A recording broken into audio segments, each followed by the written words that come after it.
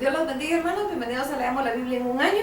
Vamos a leer ya las páginas de la 1420 a la 1426 de la Biblia cronológica y empezamos con la carta a los Hebreos. Vamos a dar inicio con una nota del editor. Dice así la carta a los Hebreos. El escrito tradicionalmente conocido como la carta a los Hebreos toma ese nombre del hecho de que está dirigida a los cristianos de ascendencia judía. Sin embargo, la ubicación exacta de estos cristianos judíos en particular no se indica en ningún lado. Si bien muchos han atribuido el escrito a Pablo, hay motivos para creer que puede haber sido redactado entre los años 65 y 70, un tiempo después de la muerte de Pablo, pero antes de la destrucción del templo, cuando Jerusalén fue saqueada. Una indicación de que el escrito pudo haberse hecho después de la muerte de Pablo es una referencia de la liberación de Timoteo. Ni en el registro histórico ni en ninguna de las cartas de Pablo hay indicación de que Timoteo fuera encarcelado.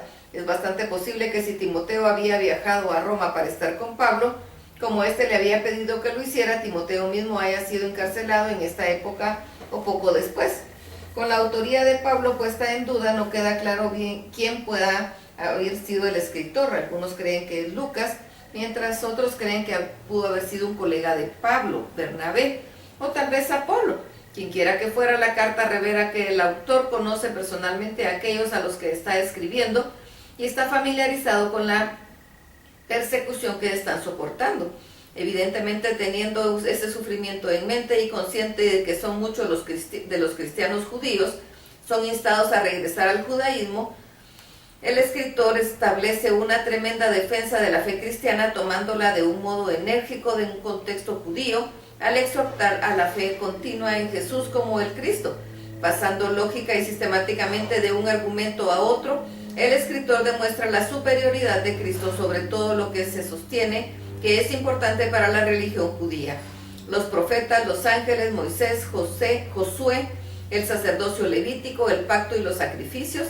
En la mitad de la carta, el escritor presenta un argumento particularmente profundo sobre el carácter del sumo sacerdote llamado Melquisedec, a quien Abraham le había dado una ofrenda, previendo que algunos de sus lectores podían no comprender su razonamiento respecto a la superioridad de Cristo. El escritor hace un paréntesis para decirle a sus lectores que necesitan ser más maduros en su comprensión espiritual.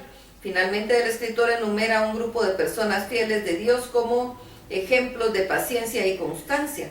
Exhorta a sus lectores a imitar las vidas fieles de estos hombres y mujeres. Al comienzo de la carta se declara la majestad de Cristo con belleza y con poder. Veamos lo que nos dice Hebreos capítulo 1. Dios, habiendo hablado muchas veces y de muchas maneras en otro tiempo a los padres por los profetas, en estos postreros días nos ha hablado por el Hijo, a quien constituyó heredero de todo y por quien asimismo hizo el universo, el cual siendo el resplandor de su gloria y la imagen misma de su sustancia y quien sustenta todas las cosas, con la palabra de su poder, habiendo efectuado la purificación de nuestros pecados por medio de sí mismo, se sentó a la diestra de la majestad en las alturas, hecho tanto superior a los ángeles por cuanto heredó más excelente nombre que ellos. Porque ¿a cuál de los ángeles dijo Dios jamás, mi hijo eres tú? Yo te he engendrado hoy. Y otra vez yo seré a él padre y él me será mi hijo. Y otra vez cuando introduce al primogénito en el mundo dice, adórenle todos los ángeles de Dios. Ciertamente de los ángeles dice, el que hace a sus ángeles espíritus y a sus ministros llama de fuego. Mas del Hijo dice, tu trono, oh Dios, por el siglo del siglo. Cetro de equidad es el cetro de tu reino. Has amado la justicia y aborrecido la maldad, por lo cual te ungió Dios, el Dios tuyo, con óleo de alegría más que a tus compañeros. Y tú, oh Señor, en el principio fundaste la tierra, y los cielos son obra de tus manos. Ellos perecerán, mas tú permaneces, y todos ellos se envejecerán como una vestidura, y como un vestido los envolverás y serán mudados, pero tú eres el mismo, y tus años no acabarán. Pues ¿a cuál de los ángeles dijo Dios jamás, siéntate a mi diestra hasta que ponga a tus enemigos por estrado de tus pies? ¿No son todos espíritus ministradores enviados para servicio a favor de los que serán herederos de la salvación? Hebreos capítulo 2. Por tanto, es necesario que con más diligencia atendamos a las cosas que hemos oído, no sea que nos las deslicemos. Porque si la palabra dicha por medio de los ángeles fue firme y toda transgresión y desobediencia recibió justa retribución, ¿cómo escaparemos nosotros si descuidamos una salvación tan grande? La cual, habiendo sido anunciada primeramente por el Señor, nos fue confiada por los que oyeron, testificando Dios juntamente con ellos con señales y prodigios y diversos milagros y repartimientos del Espíritu Santo según su voluntad, porque no sujetó a los ángeles el mundo venidero acerca del cual estamos hablando, pero alguien testificó en cierto lugar diciendo: ¿qué es el hombre para que te acuerdes de él? ¿O el hijo del hombre para que le visites? Le hiciste un poco menor que los ángeles, le coronaste de gloria y de honra, le pusiste sobre las obras de tus manos, todo lo sujetaste bajo sus pies, porque en cuanto le sujetó todas las cosas, nada dejó que no sea sujeto a él.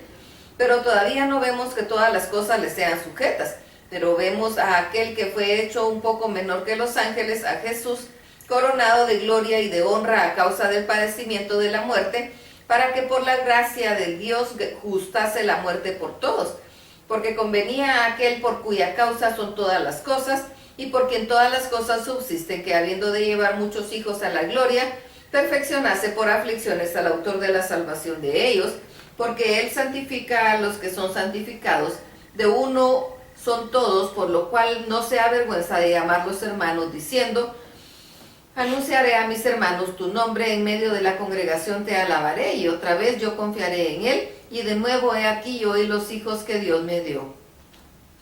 Así que por cuanto los hijos participaron de carne y sangre, él también participó de lo mismo para destruir por medio de la muerte al que tenía el imperio de la muerte, esto es, al diablo, y librar a todos los que por temor de la muerte estaban durante toda la vida sujetos a servidumbre.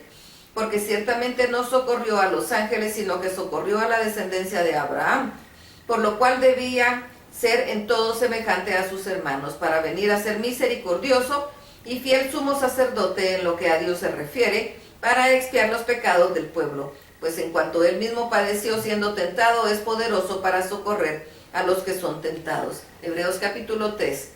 Por tanto, hermanos santos, participantes del llamamiento celestial, considerar al apóstol y sumo sacerdote de nuestra profesión, Cristo Jesús, el cual es fiel al que le constituyó, como también lo fue Moisés, en toda la casa de Dios, porque de tanto mayor gloria que Moisés es estimado digno cuanto tiene mayor honra que la casa que el que la hizo, porque toda casa es hecha por alguno, pero el que la hizo todas las cosas es Dios.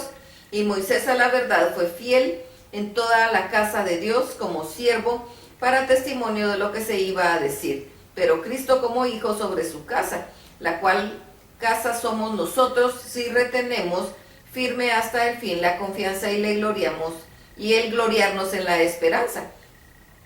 Por lo cual, como dice el Espíritu Santo, si oyereis hoy su voz, no endurezcáis vuestros corazones, como en la provocación en el día de la tentación, donde me tentaron vuestros padres, me provocaron y vieron mis obras 40 años. A causa de lo cual me disgusté contra esa generación y dije: siempre andan vagando en su corazón y no han conocido mis caminos, por tanto juré en mi ira, no entrarán en mi reposo. Mirad, hermanos, que no haya en ninguno de vosotros corazón malo de incredulidad, para apartarse del Dios vivo, antes exhortados los unos a los otros cada día, entre tanto que se dice hoy, para que ninguno de vosotros se endurezca por el engaño del pecado, porque somos hechos participantes de Cristo, con tal que retengamos firme hasta el fin nuestra confianza del principio, entre tanto que se dice: si oyeres hoy su voz, no endurezcáis vuestros corazones como en la provocación. ¿Quiénes fueron los que habiendo oído le provocaron? ¿No fueron todos los que salieron de Egipto por mano de Moisés? ¿Y con quién estuvo él disgustado 40 años? ¿No fue con los que pecaron, cuyos cuerpos cayeron en el desierto? ¿Y a quienes juró que no entrarían en su reposo, sino a aquellos que desobedecieron? Y vemos que no pudieron entrar a causa de incredulidad. Hebreos capítulo 4. Temamos pues, no sea que permaneciendo aún la promesa de entrar en su reposo, alguno de vosotros parezca haberla no alcanzado.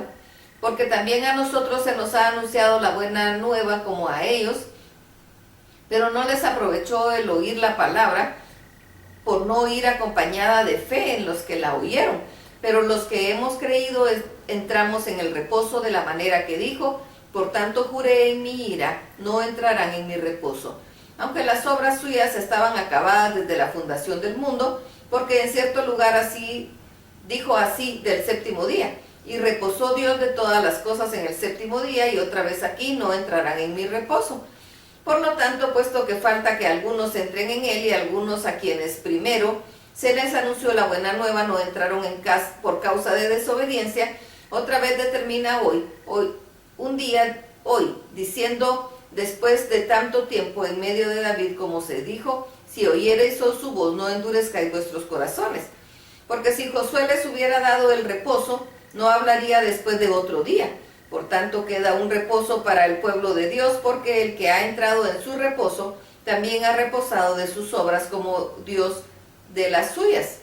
Procuremos pues entrar en aquel reposo para que ninguno caiga en semejante ejemplo de desobediencia, porque la palabra de Dios es viva y eficaz, más cortante que toda espada de dos filos, y penetra hasta partir el alma y el espíritu, las coyunturas y los tuétanos, y discierne los pensamientos, las intenciones del corazón, y no hay cosa creada que no sea manifiesta en su presencia.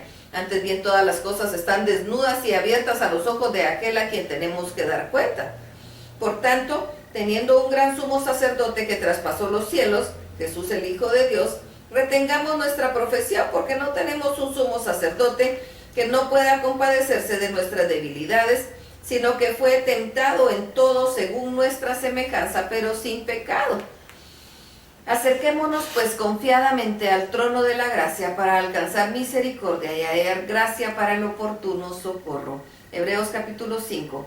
Porque todo sumo sacerdote tomando de entre los hombres es constituido a favor de los hombres en lo que a Dios se refiere, para que presente ofrendas y sacrificios por los pecados, para que se muestre paciente con los ignorantes extraviados, puesto que él también está rodeado de debilidad, y por causa de ella debe ofrecer por los pecados, por tanto por sí mismo como también por el pueblo. Y nadie toma para sí esta honra sino el que es llamado por Dios, como lo fue a Aarón. Así tampoco Cristo se glorificó a sí mismo haciéndose sumo sacerdote, sino que el que le dijo, tú eres mi hijo, yo te he engendrado hoy, como también dice en otro lugar, tú eres sacerdote para siempre, según el orden de Melquisedec. Y Cristo en los días de su carne, ofreciendo ruegos y súplicas con gran clamor y lágrimas, al que le podía librar de la muerte, fue oído a causa de su temor reverente, y aunque era hijo, por lo que padeció, aprendió la obediencia, y habiendo sido perfeccionado, vino a ser autor de eterna salvación para todos los que le obedecen, y fue declarado por Dios sumo sacerdote, según el orden de Melquisedec. Acerca de esto tenemos mucho que decir y difícil de explicar, por cuanto os habéis hecho tardos para oír, porque debiendo ser ya maestros, después de tanto tiempo tenéis necesidad de que se os vuelva a enseñar cuáles son los rudimentos primeros de las palabras de Dios, y habéis llegado a ser tales que tenéis necesidad de leche, y no de alimento sólido. Y todo aquel que participa de la leche es inexperto en la palabra de justicia, porque es niño, pero el alimento sólido es para los que han alcanzado madurez, para los que por el uso tienen los sentidos ejercitados en el discernimiento del bien y del mal. Hebreos capítulo 6. Por tanto, dejando ya los rudimentos de la doctrina de Cristo, vamos adelante a la perfección, no echando otra vez el fundamento del arrepentimiento de obras muertas, de la fe en Dios, de la doctrina de bautismos, de la imposición de manos, de la resurrección de los muertos y de juicio eterno. Y eso hacemos si Dios en verdad lo permite, porque es imposible que los que una vez fueron iluminados y gustaron el don celestial y fueron hechos partícipes del Espíritu Santo, asimismo gustaron de la buena palabra de Dios y los poderes del siglo venidero, y recayeron, sean otra vez renovados para arrepentimiento, crucificando de nuevo para sí mismos al Hijo de Dios y exponiéndole a vituperio.